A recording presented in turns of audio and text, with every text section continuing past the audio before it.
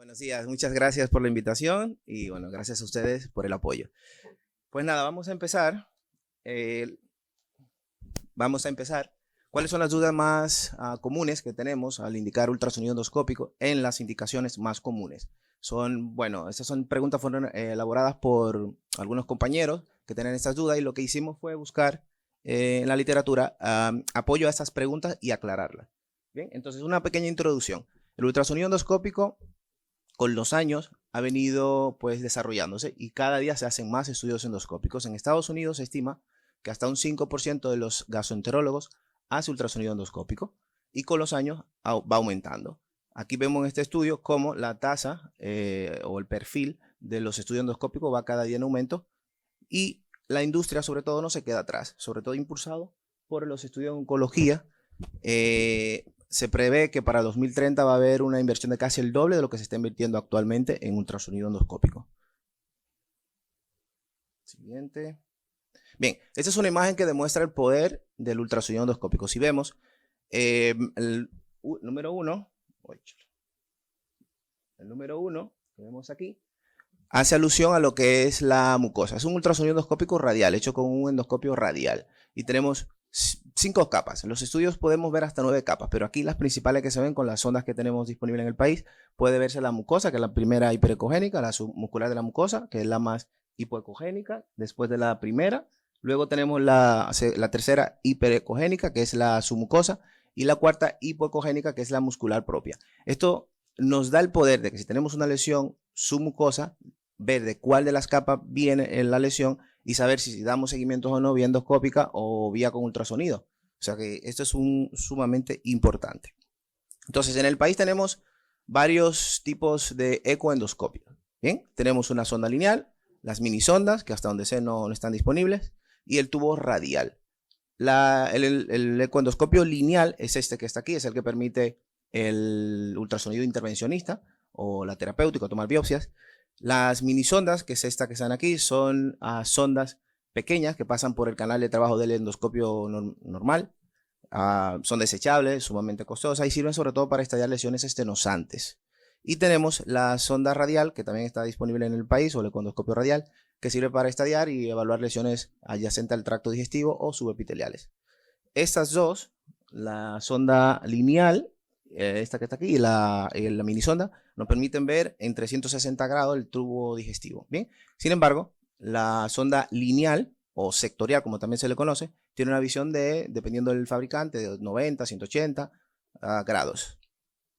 Entonces, ¿qué es lo más importante? Saber las indicaciones de ultrasonido endoscópico. ¿Cuáles son las indicaciones? A grosso modo, permite diagnosticar y a la vez intervención. Bien, entonces en el diagnóstico podemos hacer estadificación de cáncer, podemos evaluar lesiones y en la intervención podemos hacer lo que se llama ultrasonido endoscópico terapéutico, que eso ya es un mundo. Pero en la parte del ultrasonido endoscópico diagnóstico, cuando estadiamos, podemos estadiar a grosso modo tumores malignos gastrointestinales, cáncer de pulmón, podemos evaluar enfermedades pancreatobiliar y lesiones subepiteliales, además de anomalías extraluminales o adyacentes al tracto digestivo, ya sea desde segunda porción hacia atrás o en recto. Y obviamente el intervencionismo con el ecoendoscopio se hace diagnóstico, que es lo que conocemos como UCPAF, es simplemente tomar muestra de la lesión para diagnosticar. Y tenemos el intervencionismo terapéutico, que ya miraremos más adelante para drenar o inyectar soluciones, etc. Entonces elaboramos, para contestar en el tiempo, 7 preguntas básicas. ¿Necesitamos alguna modalidad de imagen antes de indicar un ultrasonido? ¿Necesitamos una endoscopia antes de ir directamente a un ultrasonido?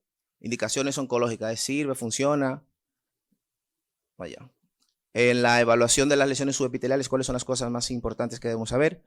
Sospecha de colodicolitiasis, ¿es mejor esto, la resonancia? Y a ver, tenemos que hablar también de lo que es pancreatitis crónica, si nos sirve para el diagnóstico y a la vez con las indicaciones básicas, grandes, de intervencionismo terapéutico con ultrasonido. Entonces, ¿necesitamos alguna modalidad de endoscopia en imagen? Aunque no lo crean, previo al ultrasonido endoscópico, esta pregunta es un poquito controversial porque va a depender de la cultura, el país y los recursos que se dispongan. Hay dos escuelas y ambas son aceptables. Una que tiene un concepto nihilista, que no necesita nada previo al ultrasonido, para no influenciar el resultado del ultrasonido en base a esas imágenes previamente.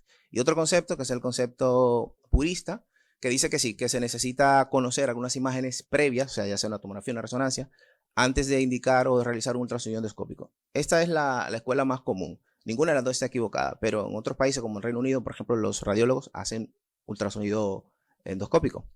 Entonces, yo soy de lo que prefiere que mientras más información se tenga, pues mejor es para tomar una terapéutica hacia el paciente. Así que siempre esto es importante. ¿Por qué la pregunta? Por ejemplo, una lesión de 7 centímetros, 5 centímetros subepitelial en el estómago, antes de indicar directamente ultrasonido, es mejor hacer una tomografía. Porque no es identificar la lesión, ya la vieron por endoscopia, es encontrar alguna progresión de esa lesión que automáticamente invalida realizar ultrasonido endoscópico. A ese tipo de aseveraciones se refiere, igual en la parte oncológica, que lo veremos más adelante. Entonces, ¿es recomendable realizar, la segunda pregunta, una endoscopia antes que el ultrasonido endoscópico? La verdad es que sí, pero hay varias condiciones que se tienen que dar. La primera es si a los pacientes que tienen trastorno de deglución, disfagia, estenosis benigna, divertículo de Senker, hay que hacer una endoscopia previa al ultrasonido endoscópico. Alteraciones de vaciamiento gástrico también, sobre todo para ver si hay estenosis a nivel de bulbo. Sospecha o confirmación de cáncer de esófago en pacientes con anomalías o cambios de la anatomía y en pacientes que tienen hallazgos sutiles y difíciles de identificar con la imagen que da el ultrasonido endoscópico, que es inferior a un endoscopio convencional. Bien, estas preguntas sobre todo están orientadas para disminuir el riesgo de perforación asociado a la sonda de ultrasonido endoscópico. Si ven aquí al lado, tenemos el radial, que ya lo mostré, y la sonda lineal. La sonda lineal en la punta es rígida y con este ultrasonido endoscópico, con esta sonda, hay más riesgos de perforación, sobre todo en la parte superior, el esfínter superior y en bulbo. Por lo tanto, se ha visto que cerca del 44% de las perforaciones que ocurrieron con ultrasonido endoscópico se dio en pacientes que tenían una endoscopia con visión directa difícil. Por lo tanto, el riesgo de perforación sí es patente y lo que se busca con esta información es que disminuir el riesgo de perforación asociado al ultrasonido endoscópico. Indicaciones oncológicas. A ver, sirve para dos cosas principales en oncología: estadiar y muestreo de lesión guiado, o sea, tomar muestra, biopsia. En la estadificación nos sirve para estadiar locorregionalmente las malignidades, cuando hay un cáncer. Si mediante una resonancia, una tomografía, un PET scan, son negativas las metástasis. El muestreo guiado en oncología sirve, como le comenté, para tomar una muestra, una UCPAF, para colocar marcadores fiduciales, que son marcadores que si la lesión es pequeña, un neuroendocrino de 1 centímetro, si van a irradiar o tomar algún tipo de tratamiento, en vez de hacer una zona amplia, ponemos unos marcadores que trazarán a dónde van a dirigir la radiación y ya está. Y sobre todo en aquellas metástasis no detectables o no alcanzables vía percutánea. Entonces, cuando no está indicado el ultrasonido endoscópico, si queremos estadiar locorregionalmente, básicamente cuando la metástasis por una tomografía, una resonancia, un PET scan se demostró, ya no necesita estadiar vía ultrasonido endoscópico. En el siguiente ejemplo, por ejemplo, aquí al lado, cuando hay una metástasis que no es detectada por ninguna de las imágenes que le comenté, este es mi primer paciente que pinché, me acuerdo como ahora, es una lesión papilomatosa adyacente al ano. Aquí ven este pólipo que sobresale de unos 5 milímetros cercano o encima de la lesión. Se tomó biopsia y salió un carcinoma. ¿Bien? Este es el pólipo. Entonces, no había nada por ninguna de las imágenes. Se realizó el ultrasonido endoscópico tratando de estadiar, porque entonces la lesión está localizada. No hay que sobretratar esta lesión. Pero se identificó una sola adenopatía pequeñita de unos 8 milímetros. A esta adenopatía la pinchamos. Y esto fue el resultado. En pocas palabras, hoy hay una metástasis locorregional porque hay un ganglio que tiene aquí células epitelioides grandes, malignidad. Entonces el tratamiento cambia radicalmente en este paciente que ya tiene una enfermedad, un T2 avanzada, al menos. Esta es una imagen que todos conocemos, que es lo que en el tracto gastrointestinal utilizamos para saber en qué momento dar un tratamiento vía endoscópica a un paciente con cáncer. Básicamente nosotros como endoscopistas podemos intervenir un paciente desde T1, desde T1 hasta T1 SM2. ¿Por qué? Porque ya las opciones terapéuticas vía endoscópica, una disección, una mucosectomía, tienen su potencial curativo por debajo de esta. Ya un T2 no necesita tratamiento endoscópico, eso es cirugía y ya terapia neoadyuvante. Entonces es importante conocer esta gráfica.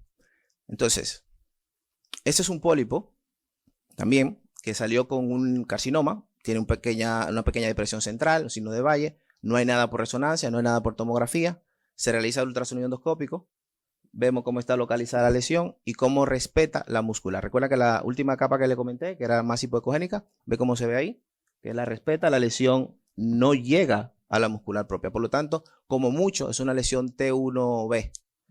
Y las opciones terapéuticas de una disección, una resección transmural, sí pueden tener un potencial curativo importante en este paciente. Sin embargo, este es un paciente con una lesión similar, pero si vemos, localizamos la lesión y aquí viene cómo infiltra la muscular. Por lo tanto, es un paciente T2 y no tenemos opciones endoscópicas para él. Ya es otro nivel. ¿Por qué comento esto? Porque esto no quiere pasar. Ahora sí. Entonces, el ultrasonido endoscópico es bueno para estadiar en T1, T2. La verdad es que sí. De hecho, esta primera comparación empezó a surgir hace tiempo cuando la clasificación de Kudo, NICE, se intentó traspolar para estadiar. Recuerden que Kudo y NICE son buenas para decir o predecir si un pólipo es adenomatoso o tiene un potencial canceroso. O sea, si es un I3 es un cáncer, generalmente. Pero cuando se intentó traspolar esto hasta un estadiaje, la rentabilidad es baja, un 31% de sensibilidad.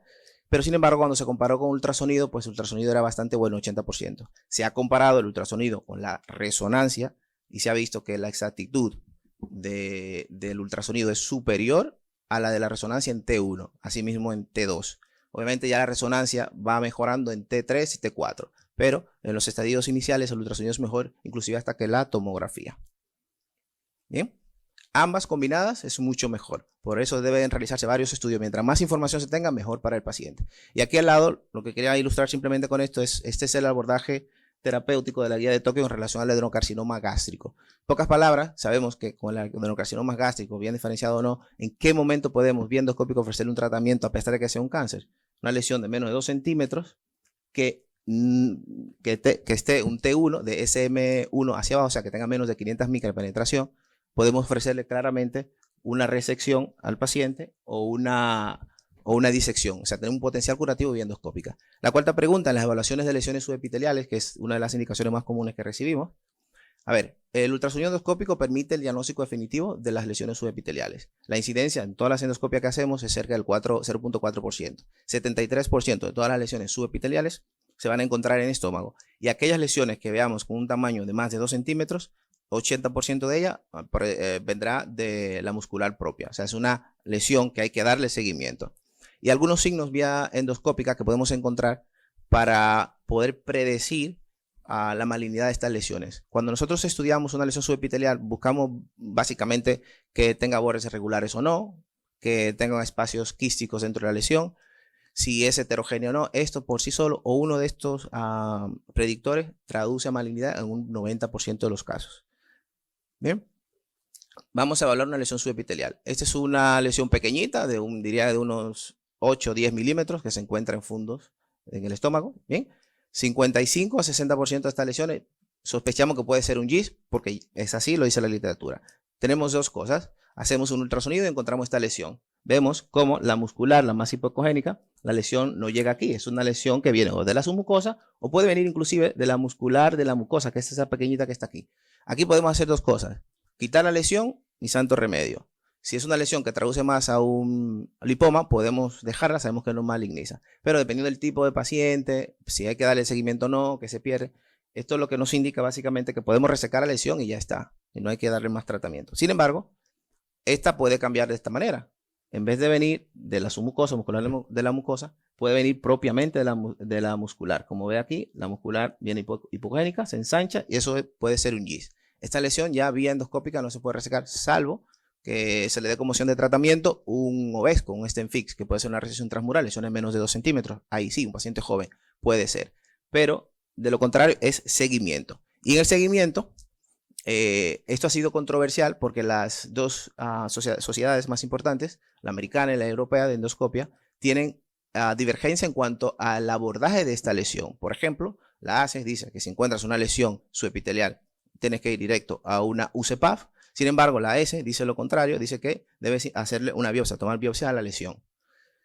Es contradictorio, pero es razonable porque el ultrasonido endoscópico podemos llegar hasta recto, sigma y hasta segunda presión. Pero si llegamos, por ejemplo, en colon ascendente o ascendente y vemos una lesión subepitelial, ¿qué debemos hacer? No tenemos ultrasonido endoscópico. Y se ha comparado, este estudio salió recientemente en febrero, comparó el ultrasonido endoscópico, o sea, el FNA, la toma de biopsia, con la biopsia tunelificada o macrobiopsia, no biopsia convencional. Y se vio una exactitud o una rentabilidad no mala para la toma de biopsia directo por el canal de trabajo. Vemos que la exactitud de la FNA es de 64%. Claro está, este estudio tomó varias lesiones desde la boca, desde el esófago hasta el ano, en todo, pero no vio el tamaño de la lesión, o sea, no comparó el tamaño de la lesión. Cuando las lesiones son pequeñas, de menos de 10 milímetros, y tomar una biopsia con ultrasonido es difícil porque hay que pasar varias veces la aguja tratando de que el tejido entre a la aguja y luego estudiar. Sin embargo, con una macrobiopsia puedes intentar, incluso puedes perforar. Yo recomiendo que tomen biopsia siempre que tengan las herramientas para resolver cualquier complicación, sobre todo una perforación, que es la más temida. Pero no es nada desechable tomarle biopsia primero y ver si se puede llegar a un diagnóstico, porque el ultrasonido sabemos que no es nada barato. Bien, y aquí es un abordaje con relación a los GIS. Por ejemplo, tenemos una lesión en estómago de 2 centímetros, no progresará en los próximos 5 años. O sea, la lesión de menos de 2 centímetros en estómago no tiene riesgo de progresión. Inclusive, si se toma el índice mitótico, esta lesión demostrada por una UCPAF, no lo tiene. Pero si es en yeyuno, si es en ilion, si es en recto, pues no. Si tomamos esta misma lesión de menos de 2 centímetros, pero al tomarle biopsia, ya sea por un endoscopio o ultrasonido, vemos que tiene un índice mitótico por encima de 5, esta lesión tiene un riesgo alto de progresar los próximos 5 años. Por eso cuando ustedes ven que mandan a hacer un ultrasonido endoscópico en una lesión subepitelial, preferimos hacerle un ultrasonido radial para ver características de malignidad a lesiones por debajo de 2 centímetros. Y aquella que tiene por encima de 2 centímetros le hacemos UCPAF, porque por encima de 2 centímetros es que empieza el riesgo de malignidad de esta lesión. Lo lógico, como preguntan algunos, entonces, ¿qué hacemos? ¿Qué le indicamos? Bueno, se ha visto que la tomografía, por ejemplo, puede detectar lesiones por encima de 2 centímetros. Y no es para detectarla, es más bien para identificar malignidad asociada, como le comenté. Por lo tanto, por debajo de 2 centímetros no tiene sentido hacerle una tomografía a una lesión de estómago, pero sí a una lesión de recto o de cualquier parte del tubo digestivo, tratando de identificar malignidades. Use en sospecha de coleocolitiasis. Siempre hay aquí un contrapeso entre ultrasonido endoscópico y la CEPRE. En pocas palabras, el ultrasonido endoscópico es mucho más sensible que la resonancia y la tomografía para detectar coleocolitiasis. Eso hay que saberlo. Y sobre todo aquellas coleocolitiasis que son pequeñas, que tienen menos de 4 milímetros. Bien, aquí vamos a mostrarles rápido, porque el tiempo vuela. Dos cosas importantes. ¿Por qué no hacer ultrasonido endoscópico en los pacientes? ¿Por qué no realizar una CEPRE diagnóstica en los pacientes que se sospecha de coleocolitiasis? Sabemos el riesgo de infección que tiene la ERCP, el riesgo de pancreatitis, que es bastante importante, hasta un 10%, hemorragias y sobre todo perforación. Por eso hay que tener cuidado de no mandar a hacer, si se sospecha coleocolitiasis, una CEPRE para diagnosticarla. Aquí tenemos dos casos, no sé cómo darle play. ¿Se puede dar play al primer vídeo, por favor? Dos casos de nosotros. El primero es una paciente con dilatación de vías biliares. No sé por qué se ve así, pero el detalle es que tiene en coledo enclavado esta pequeña piedrecita de 4 milímetros. Sin embargo, el otro vídeo, los dos pacientes vinieron por dilatación de vías biliares, sin causa demostrada por resonancia ni nada. La siguiente es una paciente que hicimos en la plaza. Se ve un poquito heterogénea la papila. Esto que está aquí negro es el coledo y lo que está abajo es el Wilson. Y aquí no vemos piedra, pero vemos esto un poquito engrosado. Entonces, en ese caso lo que hicimos fue entrar con un duodenoscopio para ver papila, porque no había necesidad de hacerle un ERCP. Y se vio que la papila estaba normal, pero adyacente a la papila estaba este tejido un poquito inflamatorio. Ándale, esto que está aquí. Y salió algo displásico. Todavía se está investigando esta paciente. El detalle es que uno fue a ERCP y el otro no. En dilatación de vías biliares hay que considerar ultrasonido endoscópico para poder diferir si es coleocolitiasis o no. Inclusive, este es el algoritmo de la ASGE para sospecha de coleocolitiasis. Y lo que quiero aquí demostrar es que cuando hay una sospecha intermedia de coleocolitiasis, la ASGE manda a hacer resonancia o ultrasonido. ¿Bien?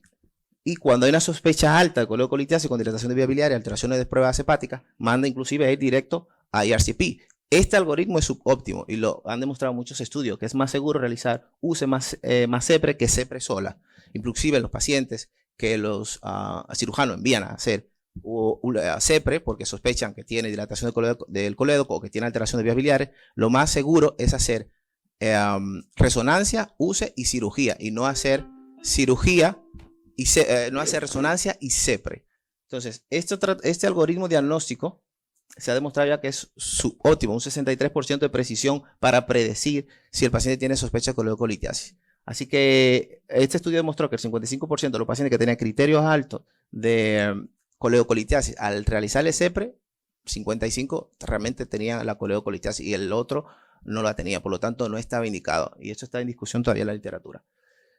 Pancreatitis, bueno, adelantaré porque ya creo que el tiempo se acabó. En pancreatitis crónica, recordar que el estándar de oro es el test de mejorado de la secretina y el ultrasonido endoscópico, sobre todo para ver a los criterios de Rosenbaum que diagnostican o pueden ayudar al diagnóstico. Eso es un consenso de la Sociedad Europea, Japonesa y Americana de páncreas y establece al menos 5 criterios, sugieren el diagnóstico, de 3 a 4 lo apoyan y menos de 2 lo refutan. Entonces, ya por último, el ultrasonido terapéutico, podemos tomar biopsia de esófago, estómago, páncreas, hígado, mediastino, de todo, inclusive hasta del mediastino posterior. Aquí iba a mostrar, más bien era un video de cómo realizamos una UCPAF. Y por último, estas son las indicaciones de endoscopia terapéutica para drenar o inyectar soluciones. Aquí quiero resaltar simplemente que podemos hacer neurólisis del plexo celíaco, podemos drenar colecciones complejas de páncreas, pseudoquiste o absceso en el lóbulo hepático izquierdo o adyacente al tracto digestivo, y podemos hacer, como dijo la doctora, como ha venido en aumento lo que es la cirugía bariátrica, podemos realizar algo que se llama ERCP transgástrico en aquellos que tienen la anatomía modificada, porque por vía larga no podemos llegar a la papila. Entonces, sin embargo, aquellos que tienen un bypass, que tienen el estómago excluido, podemos colocar una prótesis de aposición, y a través de esta llegar al estómago remanente y llegar a la papila para hacer ERCP. Bueno, muchas gracias por su atención.